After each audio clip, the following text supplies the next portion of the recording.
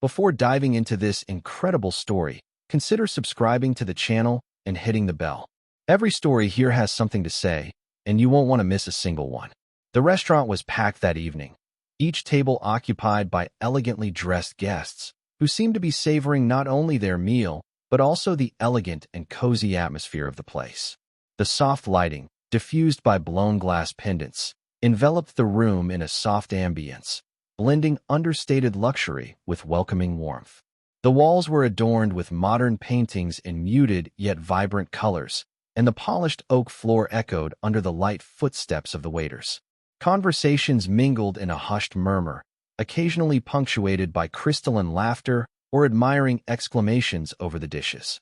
Groups of friends, couples on dates, businessmen discussing contracts.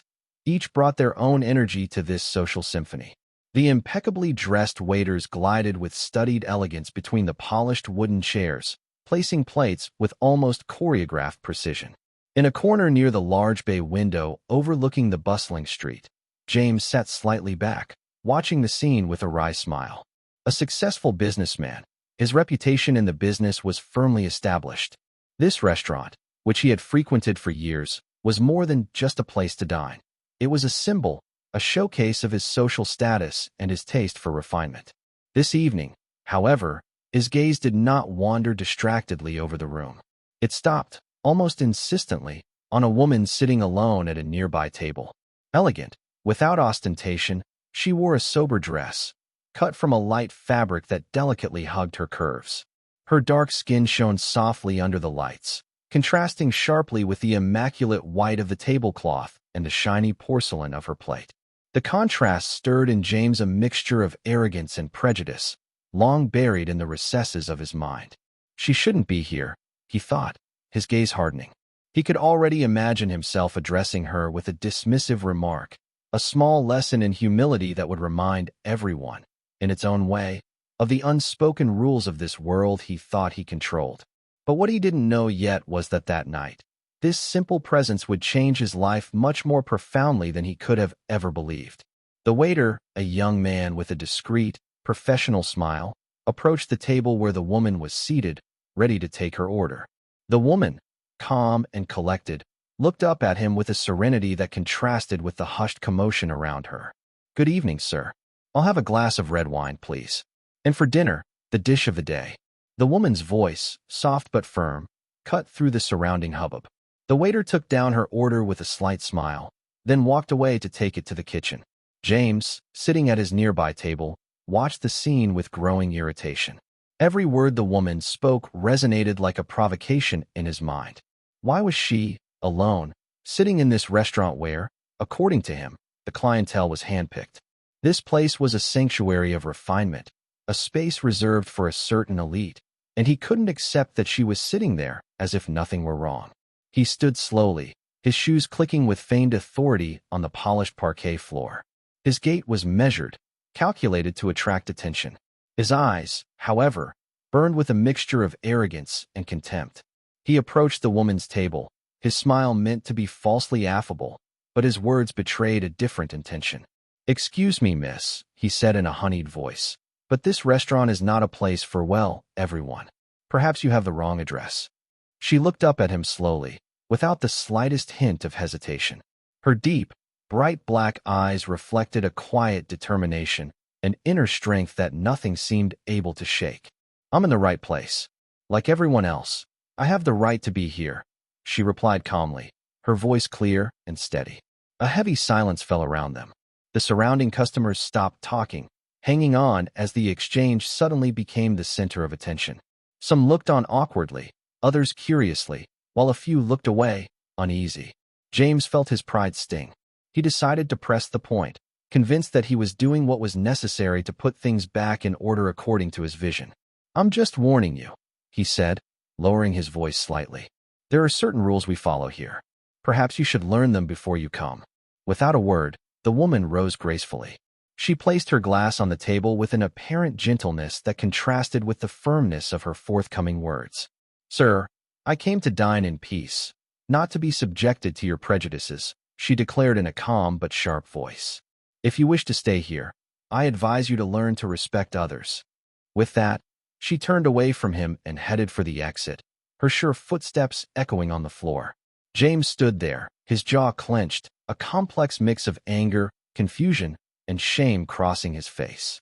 Little did he know, this brief exchange would set off a chain of events he could never have anticipated, exposing not only his own failings, but those of an entire society. The woman's abrupt departure left behind a heavy, almost palpable silence that enveloped the restaurant like an icy wave.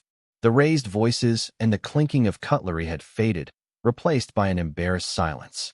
Around them, the customers exchanged embarrassed glances, some lowering their eyes, others murmuring hesitantly to each other, silent witnesses to a confrontation that went far beyond a simple evening's quarrel. Amidst this heavy atmosphere, James returned to his table, his heart pounding, but his mind tormented. He tried to chase away the unpleasant feeling that had settled in, that little inner voice that whispered to him that he had just crossed a line. Yet, he repeated to himself, as if to reassure himself, that his action was justified, that he had simply put things in order. But the woman, with her calm and dignity, had brought to light something he had long ignored, his own buried prejudices, carefully hidden behind his apparent confidence. A dull anger rose within him, mixed with an embarrassment he refused to acknowledge openly, like a toxic mixture of wounded pride and troubled conscience. The next morning, in his office bathed in the cold light of the computer screen, James recounted the incident to his close colleagues. The reactions were mixed. Some, whether they shared his views or were trying to maintain their relationships with him, strongly supported him, believing that he had acted to preserve order and maintain a certain level of standing. Others, more discreetly, whispered that perhaps he should think more deeply about what had really happened, that the situation deserved more introspection. But for James, things took an unexpected turn a few days later. While browsing social media, he came across a viral post that precisely recounted the scene that had taken place that evening, the public humiliation of a black woman in an upscale restaurant. The story, shared and commented on by hundreds of internet users, denounced not only the arrogance of a customer, clearly identified by several witnesses, but also the strength and dignity of the woman he had tried to crush under the weight of his prejudices. Her name was mentioned in the post. Her face, though slightly blurred, bore a striking resemblance to the woman in the restaurant. The message called for a boycott of the establishment, for collective awareness, and invited broader reflection on the insidious and daily discrimination that persists in spaces supposedly exclusive or reserved. James felt his world reel. What he had intended as a simple call to order had backfired, exposing behavior he would have preferred to keep hidden. Shame and fear of losing his reputation crept into his thoughts. The fallout was quickly felt. The restaurant was inundated with calls, some customers canceled their reservations, and demonstrations of solidarity with the woman appeared on social media. Management, visibly embarrassed, was forced to react. An internal investigation was launched to assess the behavior of its customers and staff. In addition, management announced the upcoming implementation of mandatory diversity and inclusion training for its entire team. As for James, he was suddenly faced with a difficult choice. Should he persist in his pride and deny his wrongdoing, thus sinking further into a position that risked costing him dearly, both personally and professionally? Or should he, with humility, acknowledge the painful lesson life had just inflicted on him and attempt to truly change? The answer to this question would shape not only his future, but that of many others around him. Meanwhile, the woman remained an enigma, but her courage had already sown the seeds of change far greater than that single evening. The news spread across social media in record time. The woman at the restaurant, far from being just another customer, was Maya Johnson. Maya was not only an elegant and dignified black woman. She was a renowned civil rights lawyer who had been committed for years to the fight against systemic discrimination. Her name resonated in the halls of the courts and minority advocacy organizations. What made the story even more explosive was how Maya decided to respond to this humiliation. Rather than remaining silent, she seized the opportunity to publicly denounce not only James's behavior, but also the invisible mechanisms that perpetuate inequality in so-called elitist spaces. In an interview with a local channel, Maya forcefully explained, "What happened in that restaurant is not an isolated incident. It is a reflection of a system that seeks to exclude and humiliate those who do not fit a certain image. But I refuse to remain silent in the face of this. The media picked up on the story, fueling public debate. The restaurant was put under intense pressure to review its practices and staff, and to actively engage in awareness-raising activities. James, meanwhile, found himself at the center of a media storm. Several of his business partners turned their backs on him, and he was invited to participate in a series of training sessions on unconscious racism. But more than that, this affair marked a personal turning point for him. He began a long inner journey, confronting his own prejudices and the urgent need for change. For her part, Maya became a symbol of resistance and dignity. Her strength and courage inspired many people to speak out, to act, and to no longer tolerate humiliation in all its forms. A few weeks after the incident, a public event was held in a municipal hall in the heart of the city. Entitled Dialogue for Equality, its aim was to bring together citizens, local officials, and figures involved in the fight against discrimination.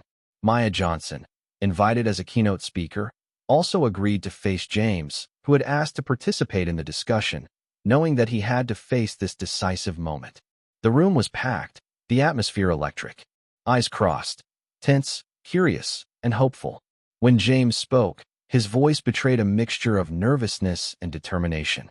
"I came here to acknowledge that I was wrong. That night, I let my prejudices speak, and I am deeply sorry. I know that words are not enough, but I want to learn, change, and be an ally." Maya looked at him for a long time, then answered, in a calm and collected voice, "Mr. James, I'm listening. But it's not just about acknowledging your mistakes. You have to understand why they exist and take action to ensure they don't happen again. Responsibility is collective, and everyone must play their part." An intense exchange ensued, with Maya explaining the mechanisms of systemic racism, while James asked questions, sometimes awkward, but sincere. The audience, touched by this new honesty, applauded several times. In the end, Maya concludes, "What matters is not where we start, but the willingness to move forward together. If this dialogue can be the beginning of real change, then our fight will be meaningful." James nodded, visibly moved. He knew it would be a long road, but this confrontation had opened a door he didn't want to close. After the public confrontation, James returned home with a mixture of emotions: shame, regret, but also a strange glimmer of hope. That evening, alone in his office, he opened his computer and searched for information on systemic racism, unconscious bias, and the stories of those he had once ignored. He immersed himself in reading, testimonies, and conferences. Little by little, he understood the magnitude of a problem that he had long minimized, buried behind his comfort and certainties. At work, he made an effort to change his behavior. No more quick judgments or disdainful looks. He took the time to listen and to share, sometimes awkwardly, but always with sincerity. At a meeting with his partners, he even proposed organizing training on diversity and inclusion. His proposal was initially met with skepticism, then with interest. At home, James had long discussions with his children, wanting to pass on to them a new vision of the world, one that was more just and respectful. He wanted them to grow up without repeating the mistakes he had made. Several months passed, and James's transformation became visible, not only in his words, but also in his actions. He became involved in local organizations, participated in anti-discrimination campaigns, and used his experience as a force to raise awareness among others. His path was not without pitfalls. Sometimes, old habits resurfaced, and he had to question himself. But each time, he returned to the essentials: learning, understanding, and evolving. This story, which began with humiliation, had transformed into a journey of redemption and profound change. A year later, the restaurant where it all began was no longer the same. Under the leadership of a new team aware of equality issues, it now welcomed a diverse and engaged clientele, where everyone felt respected and valued. James, who had become a passionate advocate for social justice, regularly collaborated with Maya Johnson on community projects. Their once confrontational encounter had blossomed into a strong alliance to promote inclusion and combat discrimination. At a public forum in the city, Maya spoke. "What we have experienced together is proof that change is possible, even where you least expect it. The road is long, but every step counts.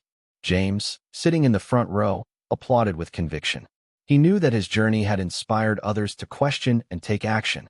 The community, too, had changed. Discussions about equality had become more open, and local initiatives more numerous. Fear and silence gave way to understanding and solidarity. This story, born from a moment of humiliation, had transformed into a source of hope.